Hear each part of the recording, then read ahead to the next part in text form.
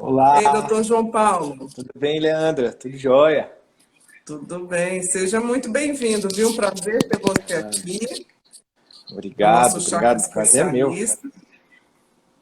Eu estava contando para o pessoal que você foi uma das primeiras pessoas com quem eu fiz live esse ano, que as lives foram incríveis, mas a gente não tinha ainda a estrutura, né? O projeto formalizado É do isso chakra daí. especialista. Então, eu tinha que te trazer de volta, né? Não é possível. Obrigado pelo convite, é um prazerzão estar aqui. Foi muito legal essa iniciativa. Vocês são muito organizados, né? Eu recebi aqui essa semana a Ranieri com a canequinha, com os chás, né? Tá, O que que você brigadão. preparou aí, doutor Legal. João Paulo? Eu preparei o de hortelã, o chá de hortelã. Né? Geralmente é um dos três que vocês enviaram aqui, que é a camomila, a erva cidreira e o de hortelã, é o que eu mais costumo tomar. Ele me ajuda assim. Antigamente eu tomava bastante por causa de.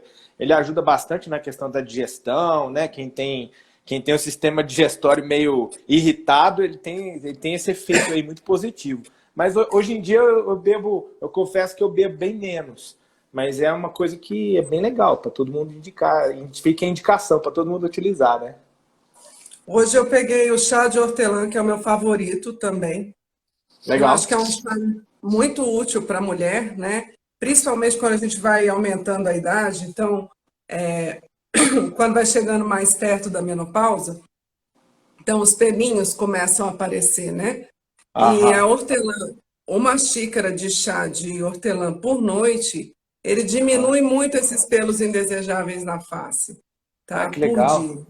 Então, além do efeito digestório, que a gente conhece, que é muito bom, né? Esse é um benefício adicional. E aí eu botei umas frutinhas vermelhas aqui, copiei da live do Flávio Cadegiani.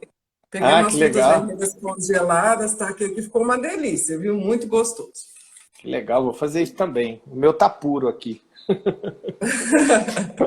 Doutor João, conta pra gente um pouco de quem é você, tá? De qual a sua área, como é o seu trabalho, para a gente entrar no nosso tema, tá? Tá ótimo, tá bom. Bom, eu sou médico, formado em administração também, atendo aí na área de nutrologia e a medicina integrativa. São as duas áreas de atuação que eu mais atendo os meus pacientes. E aí acaba que dentro da medicina integrativa a gente recebe paciente de todas as áreas, né? E o que eu mais tenho trabalhado e atuado é com emagrecimento e doenças autoimunes. Acho que são as duas áreas que eu mais tenho um grupo de pacientes, que eu mais tenho pessoas aí para atender e know-how nessa área que eu venho atuando já há um bom tempo. Tem a pós-graduação em adequação da homeostase com o Dr. Lai Ribeiro, então a gente acaba juntando todas essas informações junto com a nutrição e coloca em prática aí a busca do bem-estar, né? É. Você tem uma experiência pessoal incrível também, né? Que já pesou muito mais. A gente vê isso nas suas. Já. Você contar nossa história, conta um pouquinho pra gente. Já. É assim, eu há 8 anos atrás, mais ou menos, eu cheguei a pesar, Leandro, em torno de 118 quilos, mais ou menos. Eu tenho 1,80 de altura. Então eu estava bem obeso mesmo, com bastante comorbidade e tal, hipertenso. E foi justamente esse mal-estar que eu tinha por causa da obesidade que me deu o gatilho para tentar buscar apoio, né? Buscar ajuda. Foi quando eu comecei a entrar nesse universo assim da nutrição, da nutrologia, da medicina funcional, da medicina natural, de buscar informação do que eu podia fazer para mim mesmo. E assim, a minha entrada nessa área foi meio que eu usando tudo que eu estava aprendendo em mim mesmo. E aí, ao longo de uns 2 anos, 3 anos iniciais que eu comecei a trabalhar nessa linha, eu consegui emagrecer bastante mesmo. Eu reduzi aí em torno de 22, 24 quilos. E hoje eu estou me mantendo aí na casa dos 90, 92. Estou conseguindo sustentar essa mudança, já vai para mais de 6 anos. Então foi perpétua. Espero nunca mais engordar. Com certeza. Não, e fora a mudança da composição corporal, né, doutor João? Eu acho muito bacana quando um profissional de saúde, ele viveu uma situação com a qual ele trabalha, porque ele sabe a dor do paciente, né? Então, que está do É, outro lado. E é, isso em todas as áreas é muito interessante, né? É verdade. Mas que bacana, vamos lá. A gente está vivendo um período aí complicado, né? O que nós ouvimos todos os dias de todos os amigos, em todos os meios sociais, é que as pessoas estão engordando, né? É um período de incerteza que a gente já se arrasta aí por um longo tempo, né? Sim, É um verdade. período de isolamento. Então, tem gente ganhando peso, ganhando gordura, e tem Sim. gente que o peso está igual e as roupas estão encolhendo. Explica pra gente o que está acontecendo, doutor João. Eu acho que o mofo do armário encolhe a roupa, né, Leandro? Eu Pessoal, também acho. tem roupa que está parada há muito tempo, aí a pessoa pega para utilizar e vê que ela encolheu, né? Eu falo isso para amenizar um pouco a dor do paciente, né? Porque de fato, por mais hilário que seja, assim, ele é uma coisa que eu tenho escutado demais, assim, os pacientes quando me procuram em busca de emagrecimento, muitos comentam isso, né? Falam, ó, esse período de quarentena parece que a minha roupa encolheu, porque eu vestia X e agora eu estou vestindo X mais 2, X mais 4. Então, realmente tem sido uma das dores maiores daquela galera que está engordando nesse período de quarentena. E acaba que esse período ele contribui demais, né? A mudança que houve na nossa dinâmica de vida, ela é uma mudança que pende para o ganho de peso, que pende a você perder as rédeas da sua saúde, do controle do peso corporal. Então, realmente acaba sendo uma consequência, né? Muita gente que vinha numa boa mudança de estilo de vida acabou voltando atrás, perdendo algumas coisas que havia conquistado. Então, acaba que por trás de todo o problema que já existe da questão viral, ainda tem tudo isso para a gente combater, né? Tem muitas coisas que estão efervescentes, né? Mas no ponto de vista da obesidade, como esse estresse, né? Como toda essa situação contribui para o ganho de peso ou ganho de gordura, né? Qual hormônio que nos leva? Tem algum hormônio específico? Tem alguns hormônios específicos que podem contribuir para o nosso ganho de peso? O que está acontecendo? Tá. Assim, o que eu percebo? Como tem muito, eu recebo muita gente para tratamento de emagrecimento, eu comecei a perceber o seguinte: quando eu comecei a tratar os pacientes de emagrecimento, eu tinha meio que um protocolo que eu seguia, sabe? Eu olhava isso, aquilo, algumas taxas, eu avaliava hipotireoidismo, pesquisava uma coisa aqui, outra ali. E aí, com o tempo, eu fui percebendo que existem alguns fatores que, quando você avalia todos eles simultaneamente, você acaba que você fecha um pouco mais a brecha da possibilidade da pessoa engordar. Você vai em todas as possíveis causas, porque a obesidade é uma doença multifatorial. Então não tem como você tratar uma doença multifatorial com uma ferramenta só. Você tem que ter vários recursos para poder abordar esse problema. Como esse contexto agora de mudança de rotina, ele acaba impactando muito nessa questão do estresse, acaba que isso é a principal variável que leva ao ganho de peso hoje em dia. São três, na verdade. São três pontos importantes que mudaram na rotina das pessoas que têm contribuído para o ganho de peso. Os três principais que eu tenho percebido. O primeiro, lógico, essa mudança natural de rotina. Essa mudança muda muito a sobrecarga, a carga alostática de estresse que cada um tem que enfrentar no seu dia a dia. E nem todos têm um sistema muito bem preparado para essas oscilações de cortisol. E essas oscilações de cortisol acabam refletindo no ganho de peso. O segundo problema é ciclo circadiano. Dormir, sono. Eu mesmo comecei a entrar nessa onda quando entrou no período de quarentena, que aquelas primeiras semanas iniciais que estavam um clima de muita incerteza, a gente acaba que assim, como a gente está aqui dentro mesmo, vamos mudar a rotina, vamos assistir um filme aqui agora à noite que geralmente a gente não assiste, vamos ver a série que a gente estava programando de assistir já tem um tempo e tal. Aí você acaba dormindo mais tarde, acorda mais tarde, aí você mexe com toda a sua rotina, né? Mexeu na rotina, os hormônios respondem, né? Porque essa alternância dia e noite, ela é fundamental para ter saúde hormonal, né? Então, se a pessoa não está dormindo na hora certa, acordando cedo, tendo uma noite de sono restauradora, com um bom equilíbrio da noite, sem despertares e tal, se isso não está acontecendo, com certeza, um dos primeiros lugares que a pessoa vai ver o reflexo é na variação da composição corporal, né? E a outra coisa que tem impactado muito é comida. Você está em casa, você está isolado, mais tempo perto da cozinha. Quanto mais tempo perto da sua cozinha você fica, mais você vai comer. Parece que é um imã, né? Se você está ali, você já comeu, mas como você está perto da cozinha, vem a vontade de comer de novo, né? Tá fazendo nada mesmo, né? Não tá Tá fazendo nada mesmo. Eu percebi isso. Eu comecei a atender pela telemedicina, às vezes, no escritório de casa. Aí eu falei com a minha esposa, eu falei, amor, impressionante como o ambiente mexe com o nosso comportamento. Só de estar em casa, entre um paciente e outro, você levanta para dar uma espreguiçada, aí você sai andando dentro de casa e vai na cozinha. Aí você chega na cozinha, você vai beber uma água, mas aí tem ali um biscoito, tem ali um ovo, tem um negócio ou outro e tal. Aí você começa a beliscar, Quando você vê, você já mudou todo o seu comportamento. Você já está comendo na hora errada, na hora de comer você não tem fome, né? Então, essa questão ambiental mexe com essas três variáveis, né? Ciclo circadiano, o padrão alimentar que muda, a pessoa acaba comendo mais, e pior de comer mais que comer mais é comer errado, né? Acaba comendo mais e comendo errado. Se tiver em casa açúcar e farinha, aí esquece. Aí vai comer mesmo. Vai comer biscoito recheado, pãozinho, as confeitarias em geral. Aí bagunça todo o eixo de insulina, controle glicêmico. Aí começa a comer errado, começa a fazer pico glicêmico, a fome aumenta, aí dá aquela fome louca, vontade de comer o tempo inteiro, né? Então, uma coisa puxa a outra. Né?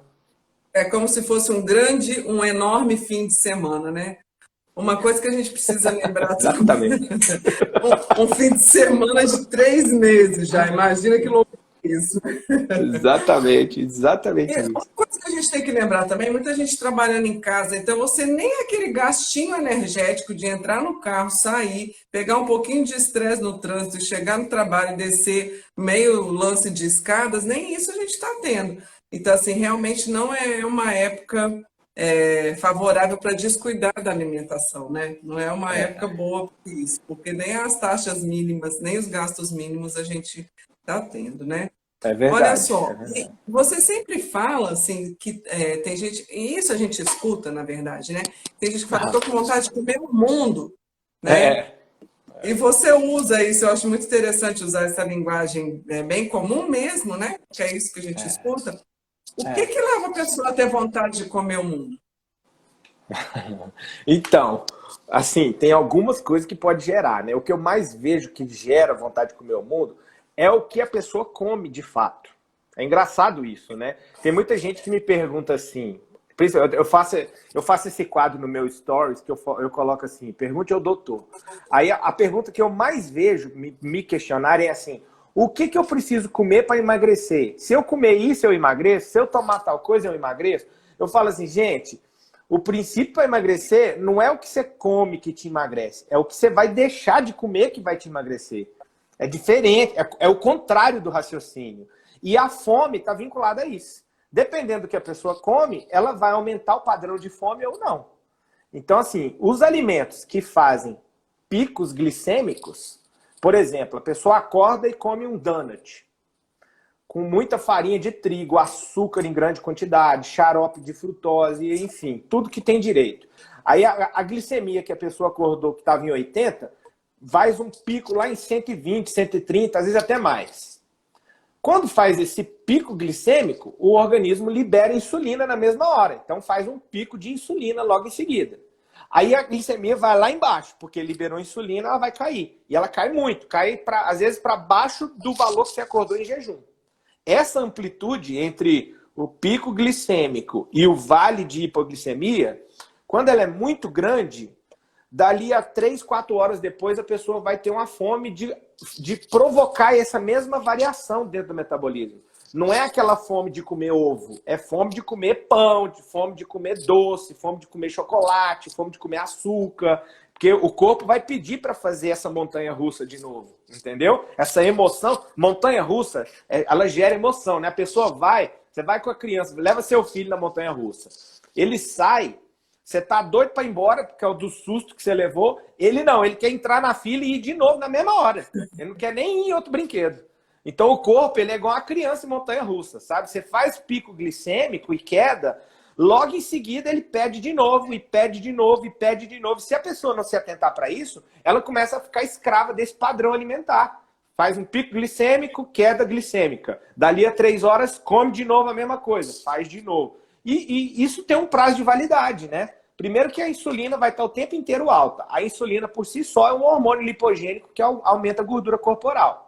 Então só isso já basta para a pessoa engordar, né? Fora o que tiver acontecendo com a sobrecarga pancreática, sabe? Quanto tempo o pâncreas vai durar suportando essa variação terrível de insulina, né? Outra coisa, quanto tempo o corpo dela vai suportar fazendo picos glicêmicos, né? Então, isso daí é terrível, né? Acho que essa é a principal causa. Lógico que o mecanismo de fome, ele tem várias variáveis, tem várias coisas que podem interferir no padrão de fome que a pessoa tem. Desde o emocional, do vínculo emocional que a pessoa tem com a comida, até as variações hormonais. Por exemplo, à medida que a pessoa vai engordando, ela vai aumentando a secreção de um hormônio que é a leptina. E a leptina, à medida que ela vai aumentando a quantidade disponível no sangue, o próprio organismo vai ficando resistente à ação da leptina. Então é muito comum a pessoa que está obesa, ela ter um problema que é a resistência leptínica. E a resistência leptínica é uma das coisas que desencadeia a fome descontrolada, porque a leptina é o hormônio da saciedade. Aí você junta as duas coisas numa pessoa só, comendo refeições de alto teor glicêmico, com um índice de gordura corporal altíssimo e resistência leptínica. O que você acha que vai virar? A pessoa vai comer, é aquela pessoa que come 1 quilo de arroz com meia lasanha e batata frita na hora do almoço. E dali a 2 horas ela está com fome de novo. E isso Eu acho é terrível. acho que aqui a gente pode dar o primeiro e o segundo antídoto já, né?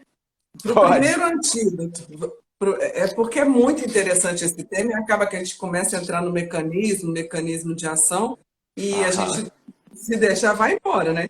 Então, o primeiro antídoto, essa variação, a montanha-russa de come, produz muita insulina, cai os níveis de açúcar no sangue. O que você recomendaria como antídoto para essa montanha-russa dos nossos níveis glicêmicos, doutor João Paulo? Olha só, tem algumas estratégias. Quais são as principais? A primeira estratégia é uma boa conversa com quem mora junto com a pessoa, entendeu? Por quê? Porque Leandro, eu acredito demais que o ambiente interfere muito nos hormônios.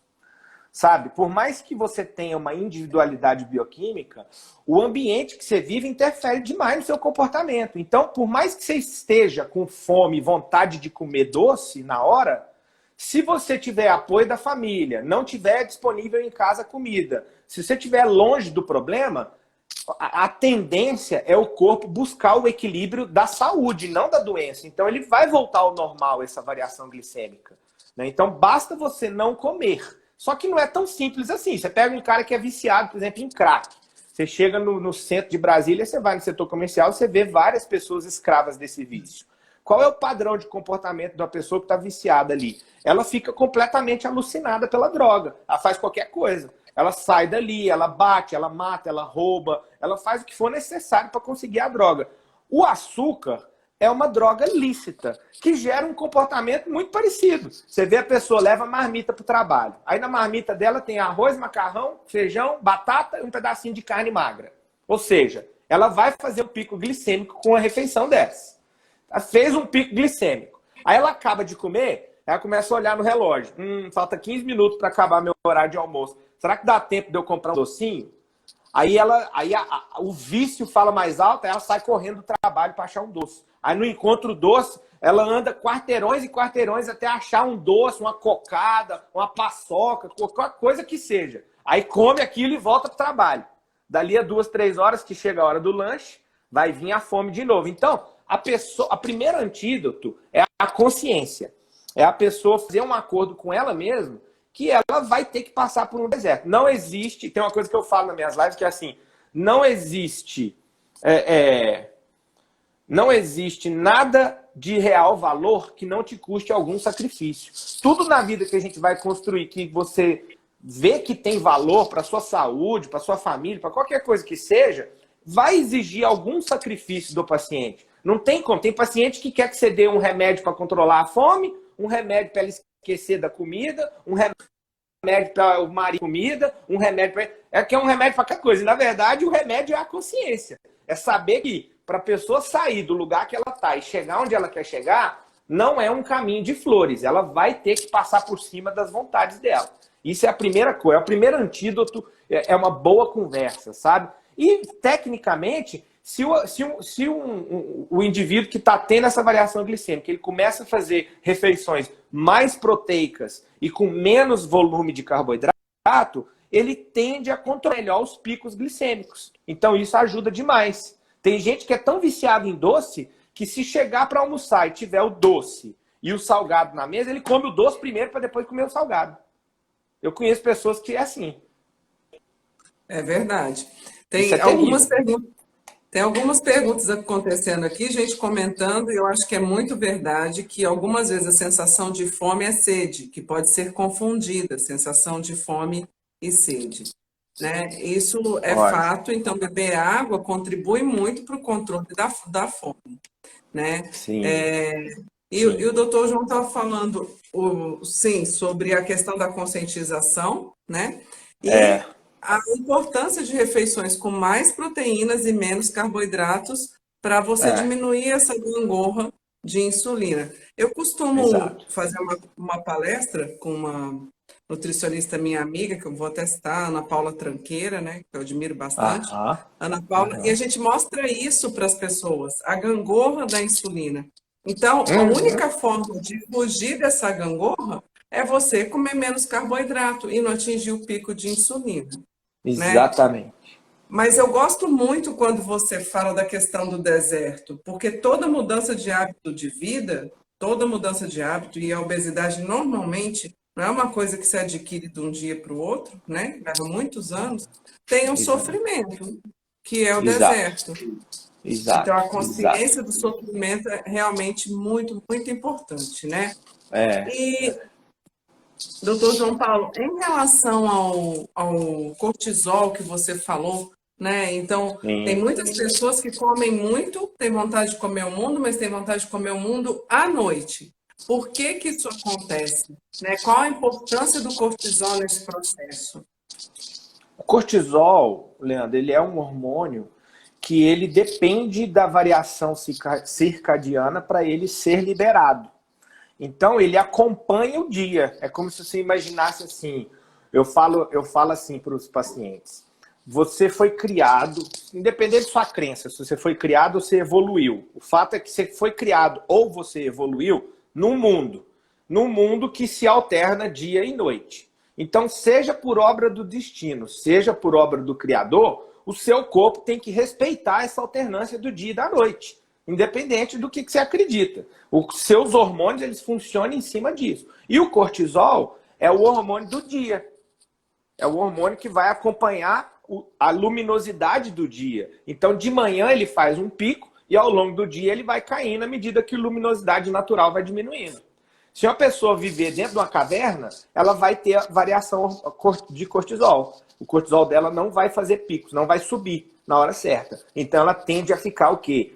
Com o hipocortisolismo. E os sintomas das variações de cortisol são muito inespecíficos, são muito variados, muito variados. Não tem como você conversar com uma pessoa numa consulta e dizer para ela que certamente o problema dela é falta de cortisol ou excesso de cortisol, porque é uma variação, o conjunto de sintomas e sinais que estão relacionados à deficiência de cortisol é muito grande. É um tipo de problema que você tem que medir no paciente para você se certificar que realmente ele está tendo variações. E é difícil medir. Por que é difícil medir? Porque cada pessoa acorda um horário diferente. Né? O meu relógio biológico me desperta às 6h20 todo dia. Mas se eu quiser acordar mais cedo, eu tenho que botar um alarme. Porque meu cortisol não vai estar fazendo picos ainda. Tem gente que o pico de cortisol acontece lá pelas 10 da manhã. Tem gente que não tem pico de cortisol. Então, para levantar, tem que jogar água, tem que acender a luz, tem que tocar o alarme, tem que balançar. Então, assim, o cortisol, ele tem que fazer essa subida rápida e essa descida gradativa ao longo do dia. O problema é que ele respeita o seu dia, né? Nós temos gerência sobre o nosso corpo. Se você começar a falar que o seu organismo, falar para o seu organismo que você precisa funcionar à noite e descansar de manhã, o seu organismo vai respeitar isso. E aí o que vai acontecer? Tudo que deveria estar acontecendo pela manhã vai começar a acontecer à noite. Que é o quê? Disposição para resolver problema, despertar, vontade de fazer as coisas mais importantes, ler, fazer exercício, comer. Então, o cortisol ele vai carregar o seu comportamento e vice-versa. Então, para você organizar o cortisol, você tem que gerenciar o seu comportamento. Você tem que trazer para o período da manhã as coisas mais importantes que você precisa fazer. Você tem que acordar e deixar a luz entrar. Você tem que ensinar para o seu corpo que a hora de funcionar é de manhã. E quando chegar de noite, você tem que diminuir a luz, você tem que diminuir as tarefas, você tem que fazer as coisas que exigem menos concentração, despende menos energia de você. E aos poucos o seu organismo vai se equilibrando. Ele vai entendendo a hora de liberar e a hora de diminuir. Né? Então é meio que é como se você fosse adestrar um cachorro. Você tem que fazer um adestramento, você tem que criar um comportamento que te ajude a adestrar os hormônios. Não adianta pensar que sempre vai existir uma pílula mágica que vai baixar ali, vai aumentar aqui, vai resolver aqui. Não. Se o comportamento não mudar, a hora que tirar a pílula, volta o problema. Existe pílula, existem os adaptógenos, né? Existem os adaptógenos. Alguns adaptógenos, inclusive, que eu adoro, né? O que eu mais gosto como farmacêutica e como também paciente, né? Que também faço meus acompanhamentos, é a ashwagandha, que é um tipo de ginseng que, para reduzir níveis de cortisol, ele é fantástico, fantástico. E quanto mais eu estudo essa planta, mais benefícios a gente encontra, né? A ashwagandha favorece o funcionamento da tireoide, a ashwagandha favorece nas mulheres e nos homens a fertilidade, porque nos homens aumenta o número de espermatozoides e na mulher favorece a maturação e a liberação do óvulo. Então, assim, é tão importante o cortisol que talvez esses fitoterápicos que favoreçam o controle do cortisol tenham realmente inúmeros benefícios adicionais, né, por conta disso. Ah, com certeza, com certeza. Estava lendo aqui um comentário que eu achei bem engraçado, né? Tá muito legal, viu, os comentários que vocês estão colocando. Uma pessoa colocou assim: o meu horário de acordar é meio-dia. Conta pra gente sua visão disso, doutor João Paulo, se existe realmente pessoas que precisam acordar meio-dia. Na verdade, Leandra, eu costumo entender assim, ó, que o corpo ele tem um mecanismo. Ou seja, a forma de funcionar ela é a mesma em todo mundo. Mas existe, acima do mecanismo, a individualidade bioquímica.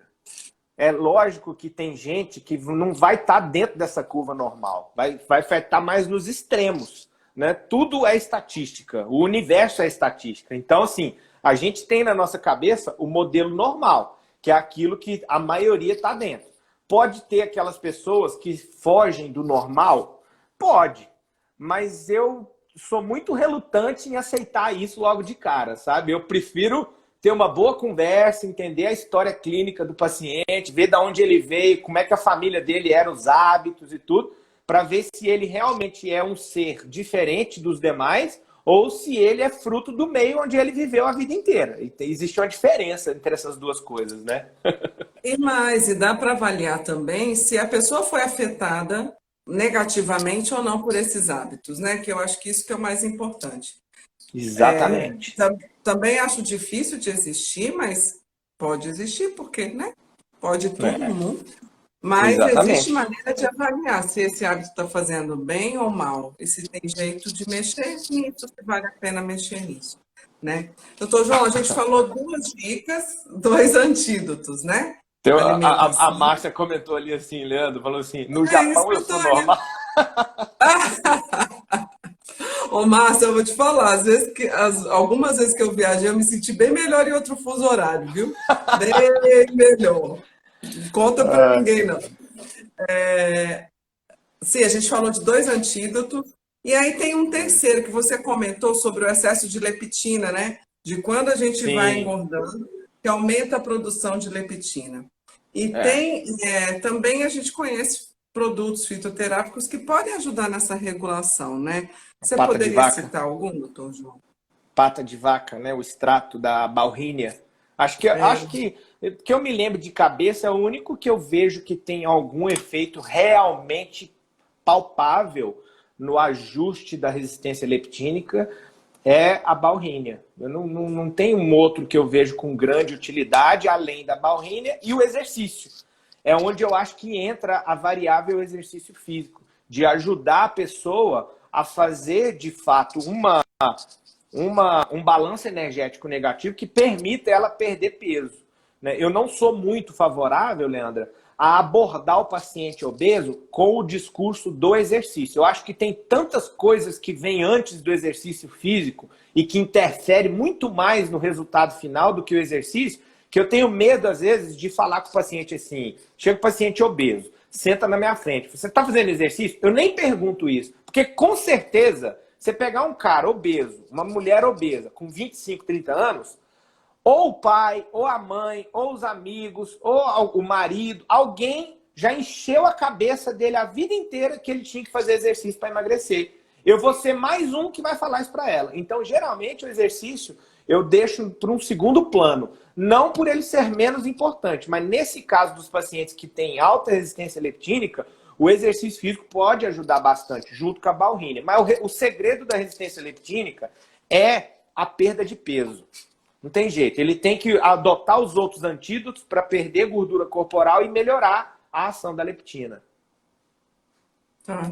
Tem outros ativos, sim. O próprio ômega 3, ele ajuda um pouquinho na resistência à leptina, mas, de fato, a baunilha, e aí pode ser a espécie forficata, um outro que me fugiu o nome agora, é a pata de vaca, gente. A pata de vaca não é ornamental, né? Que em Brasília tem muito. Pata de vaca verdadeira, que é a da flor branca, e na junção das folhas ela tem um espinho, por isso que chama forficata, tá? Porque Legal. tem como se fosse uma forquilha. E Legal. a pata de vaca é muito conhecida pelo conhecimento popular do controle da insulina e favorece o controle do diabetes, né? E tem estudos de fundo, né? Há mais de 20 anos atrás, inclusive o Dr. Rogério Tokarski, que é o diretor da farmacotécnica, participou de um grupo de estudos que estudou 20 fitoterápicos e a baunilha foi uma das plantas que teve resultado para o controle glicêmico. Então, ela age por dois mecanismos. De fato, é uma planta muito conhecida, muito estudada e que tem dois benefícios adicionais na obesidade, né? Perfeito. Vamos falar um pouquinho sobre outros pilares que são venenos na obesidade para a gente tentar oferecer alguns antídotos ainda para o pessoal, tá, doutor João? Tá, legal. Vamos lá. Bom, tem dois importantíssimos que eu costumo falar para o paciente, que é a pedra de tropeço, que é o interruptor do resultado negativo. Por que eu falo isso? Porque a maioria dos pacientes que fizer o que a gente falou até aqui vai ter resultado de perda de peso. Mas tem uma parcela de uns 20% que não vai ter e vai se frustrar. Por quê? Geralmente, é lógico que não é uma certeza, nem uma verdade para todos, porque tem os que fogem da curva, mas geralmente pelo seguinte motivo: intoxicações e desbioses intestinais, são as duas principais. As intoxicações, eu diria que são as intoxicações estrogênicas, o desequilíbrio, principalmente mulheres no ciclo menstrual, com o desequilíbrio estrogênio e progesterona. Esse desequilíbrio atrapalha demais, porque altera todo o eixo esteroidal do paciente, e aí ele acaba não conseguindo mudar a composição corporal por esse problema hormonal, esteroidal. Então, essa variação de estrogênio e progesterona é um problema que às vezes atrapalha muitas mulheres a perder peso, que é o que eu brinco nos meus lives, que é a mulher pera, que é a mulher que tem quadril largo, coxa larga e eu falo que é a perna de mocotó, não tem diferença nenhuma, sabe? E no Brasil tem muita mulher pera, né? A gente tem um biotipo que leva muito para esse tipo feminino, né? É muito, porque é um padrão, né? É meio que um padrão. Só que quando é patológico, acaba ficando meio discrepante, exagerado, né? E aí isso acaba sendo um perfil de ganho de peso, um problema de ganho de peso. É aquela gordura inflamatória que acumula no quadril, na coxa, que vem associada às vezes com muita estria, com problema de melasma, com problema de fertilidade, com cistos e miomas. Aí é um verdadeiro novelo, né? Essa variação desproporcional de produção de estrogênio e progesterona do primeiro e segunda fase do ciclo menstrual. Isso é um problema sério que muitas mulheres enfrentam quando estão obesas, né? E o segundo são as disbioses intestinais, que também têm um impacto quase que universal no organismo. Por quê? Porque se a pessoa tem uma disbiose intestinal, além dela ter todo um problema com vários alimentos, ela não absorve bem os nutrientes. Então ela tem uma desnutrição relativa. Ela come certo, mas não absorve. Não adianta. Então isso frustra demais algumas mulheres, né? E homens e mulheres. Acho que a desbiose intestinal acaba sendo meio a meio. Tem tanto homem quanto mulher. Mas o problema das intoxicações por estrogênio, muito mais mulheres acaba tendo esse problema, né? E os antídotos? Dá para citar antídotos para... Os antídotos, eu costumo fazer muito o seguinte. Quando existe esse problema do desequilíbrio estrogênio-progesterona, aí é uma coisa muito mais técnica do ponto de vista hormonal, mas tem alguns ativos que ajudam demais a buscar o equilíbrio disso. Você tem o indol 3-carbinol ou o DIN, né, a forma ativa do indol 3-carbinol. Esses dois eu utilizo demais, muito.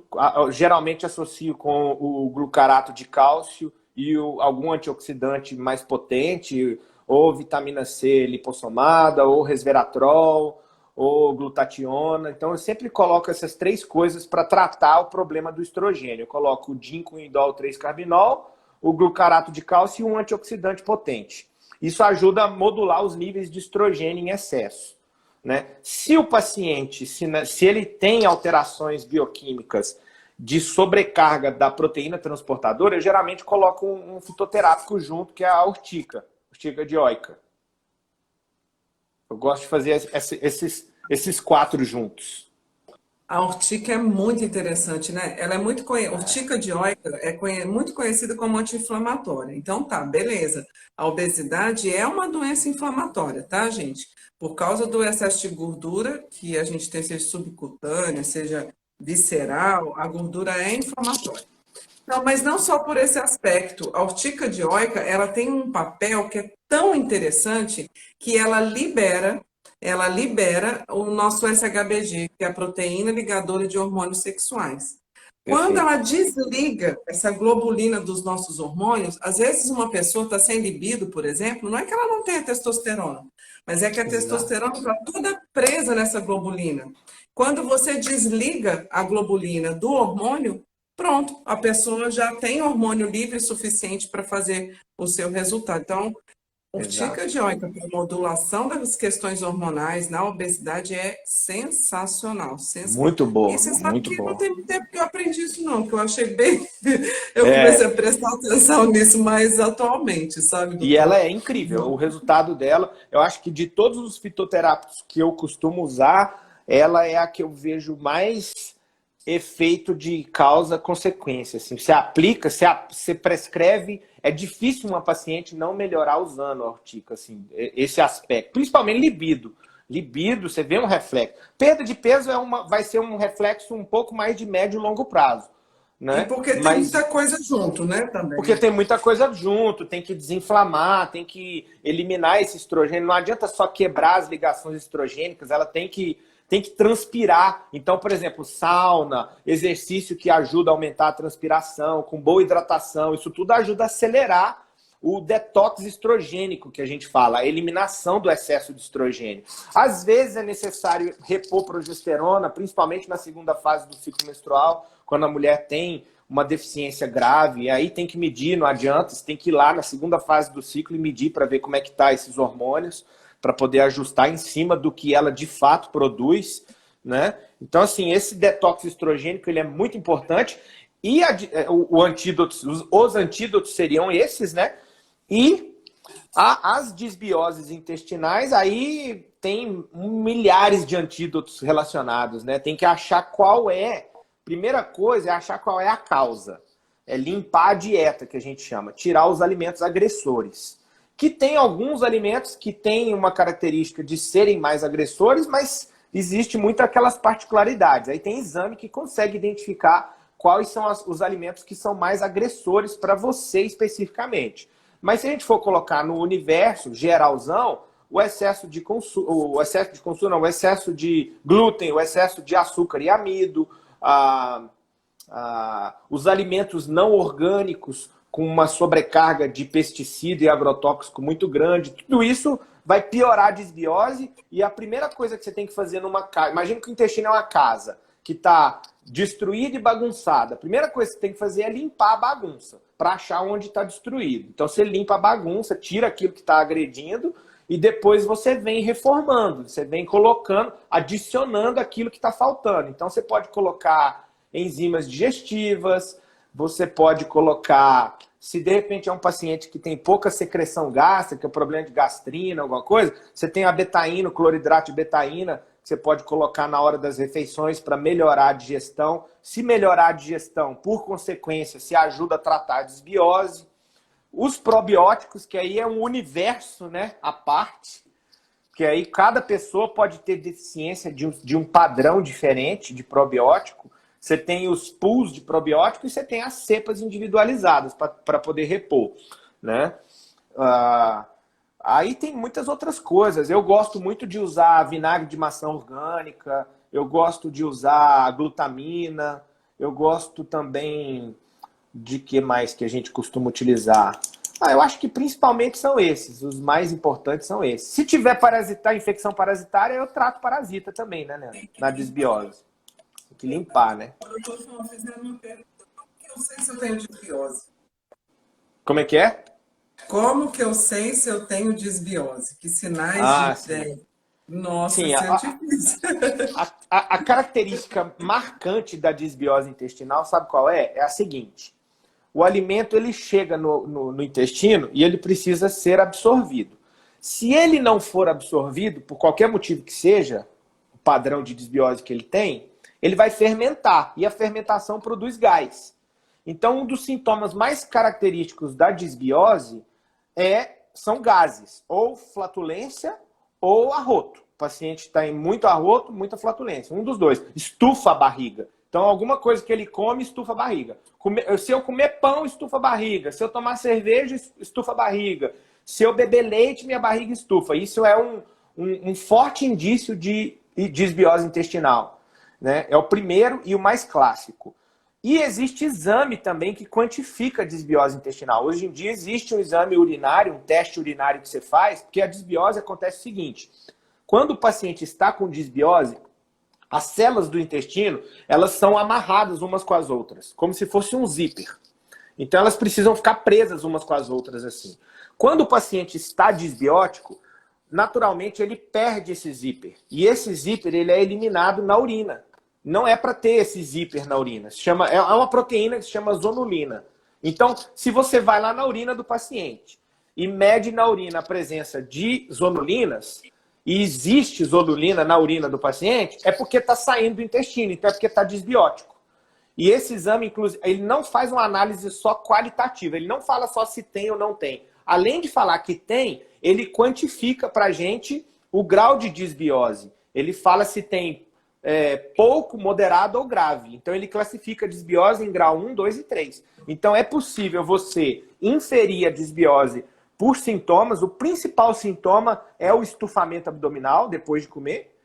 E o exame característico para a gente quantificar a desbiose é a pesquisa Indicans. O nome do exame é pesquisa Indicans para desbiose, ou teste de desbiose. Você pode escrever assim também quando vai solicitar. Ele vai avaliar para a gente qual é o grau de desbiose que o paciente tem. E aí, se tiver, você tem que tratar. Começa tratando, melhorando o ambiente intestinal e, por fim, eu adiciono os probióticos. Eu geralmente não entro de cara com probiótico. Por quê? Porque se o paciente tem alguma coisa que está destruindo as bactérias, não adianta eu ficar repondo. Vai continuar destruindo. Às vezes eu até posso piorar a desbiose se eu entrar com probiótico logo de cara. Então primeiro eu mudo a casa. Eu mudo o padrão alimentar, eu limpo a dieta, eu adiciono enzimas digestivas, eu avalio se melhorou o sintoma de estufamento vesical, abdominal. Se resolveu isso, aí eu entro com os probióticos. deixa eu ver se tinha gente perguntando. Teve uma pergunta aqui que eu gosto, que eu acho que é muito interessante, você também fala muito bem sobre isso, doutor João Paulo, que Ah, é a questão da vontade de comer doce na TPM. Que ah, você sim. conta que leva uma mulher a ter tanta vontade de fazer doce? Eu até recomendo, acho que não vai dar tempo, doutor João Paulo, falar tudo sobre isso aqui, mas a vontade de doce, o doutor João Paulo tem uma live incrível em que ele classifica os tipos de doce, como você é e os antídotos adequados para cada vontade de comer doce. Mas vamos pegar esse exemplo aí que é muito comum, né? A vontade de doce na TPM.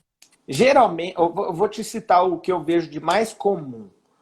O mais comum é o seguinte: para conseguir metabolizar o excesso de estrogênio que a mulher tem, geralmente algumas mulheres têm, que gera todo esse desbalanço esteroidal, o corpo ele consome muito magnésio nessas reações. Então é muito comum a mulher que tem excesso de estrogênio, ela por consequência ter deficiência de magnésio. E aí entra o querido magnésio na jogada. Você tem que repor o magnésio. Não tem jeito. Não adianta repor o magnésio se você não tirar o fator que faz ele diminuir, que é o excesso de estrogênio. Então é um trabalho concomitante. A mulher que tem esse desejo louco na TPM, você tem que diminuir o estrogênio, ajustar a progesterona se tiver, liberar o SHBG se tiver saturado e repor magnésio. O magnésio, na verdade, quando o paciente está fazendo uma alimentação mais pobre de carboidrato e mais rica em proteínas e gorduras e hortaliças, naturalmente na dieta ele acaba ingerindo mais magnésio. Mas você pode suplementar também. Aí você pode falar muito melhor do que eu dos diversos tipos de magnésio que a gente tem disponível, né, Leandro? Mas é importantíssimo repor o magnésio. Principalmente, sabe por quê? Olha só como faz todo sentido. A melhor forma natural de eliminar estrogênio é transpirando. Se a mulher transpira mais, você pode ver que a mulher que tem excesso de estrogênio, ela não transpira bem, porque ela costuma ter deficiência de iodo e o estrogênio não deixa ela perder água com facilidade, pelos poros. Então, se ela começa a fazer exercício que vai ajudar a transpirar mais, ela vai diminuir o estrogênio. Só que quem transpira muito perde magnésio com mais facilidade. Você vê que anda junto as duas coisas. Então, por isso que na TPM, a mulher tende a ter essas compulsões, às vezes, alimentares, e geralmente por doce, por deficiência de magnésio. Então, mulher na TPM, com sintomas intensos, corpo estilo pera, fluxo intenso, muita estria, melasma, vontade de comer doce quando está chegando os dias de menstruar, você pode tratar desse jeito. Você tira o estrogênio, DIN, indol 3-carbinol, glucarato de cálcio e antioxidante, adiciona a urtica para diminuir a saturação do SHBG e repõe magnésio em grande quantidade. Geralmente eu coloco cloreto de magnésio, que é fácil de repor, é simples, é mais barato, é tudo. Mas você tem vários outros tipos, né? Eu adoro magnésio, tive aí, né, tenho a experiência de conviver com o Dr. Arnoldo, mas é isso, assim, eu acho que as coisas precisam ser acessíveis e compatíveis com cada pessoa, sabe? Aham. Muitas pessoas me perguntam assim, qual é o melhor, magnésio de malato, magnésio queimado ou magnésio cloreto?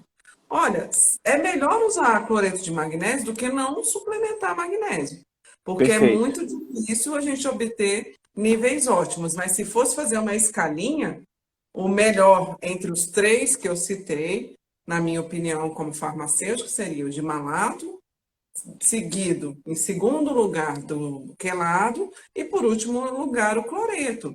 Né? Então, o Perfeito. cloreto de magnésio, mas ele tem seu papel, tem a sua função também.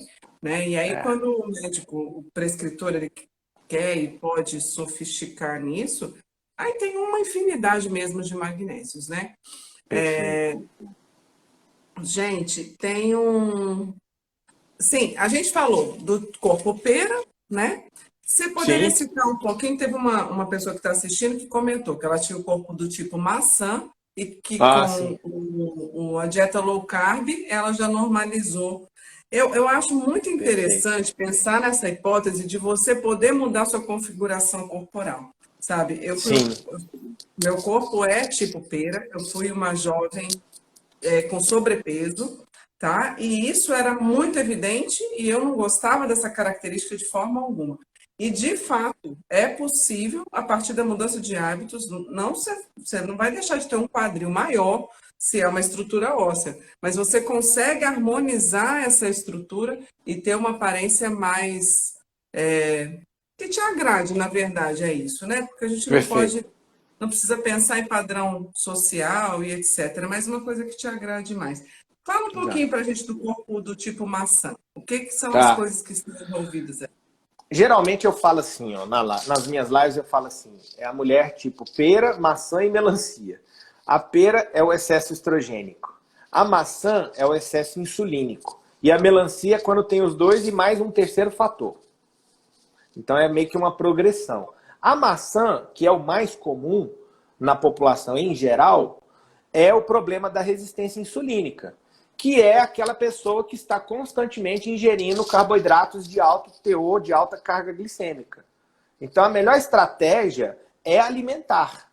Não tem suplemento que trate comida. Comida você resolve com comida. Então a pessoa que tem o corpo estilo maçã, ela certamente está desenvolvendo resistência insulínica. E aí, para baixar a insulina, nada melhor do que uma alimentação restrita de carboidrato. Aí você dizer, a low carb é a cetogênica, eu sempre sou a favor da low carb. Eu sou meio suspeito porque eu gosto muito desse estilo alimentar. Eu sei que todo estilo alimentar tem os seus prós e os contras, mas quando você bota numa balança, na minha percepção, a low carb meio que atende a maioria de forma mais plena. Então, a low carb nada mais é do que você reduzir o percentual de macronutrientes de carboidratos, principalmente de alta carga glicêmica, para menos de 30% da sua dieta, sem exagerar.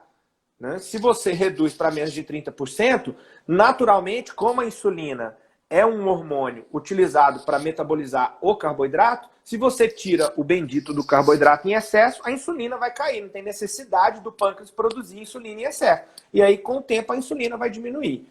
Costuma ser a estratégia que mais gera resultado em perda de peso. Por quê? Porque a maioria das pessoas, o principal veneno da obesidade é a resistência insulínica. Se eu tivesse que chutar, escolhe um antídoto para tratar a maioria. Qual seria? A low carb. Vai ter gente que vai fazer e que tem um excesso de estrogênio e não vai responder? Vai, óbvio. Vai ter algumas pessoas que não vai ter a mesma performance de perda de peso na low carb. Mas a low carb atende demais a necessidade da resistência insulínica. Ela diminui muito isso. Então, é muito simples a alimentação, é gostosa, é fácil de fazer. Ela não precisa ser uma dieta necessariamente, com data para começar e acabar. Ela pode se tornar um estilo de vida. Então, assim, não tem nada melhor do que isso, né? Reduzir o carboidrato para baixar a insulina. E vale dizer que, às vezes, na mulher, principalmente, no homem também, mas a gente vê muito na mulher que, com o passar da idade, a gordura vai mudando de região do corpo onde ela vai se localizando.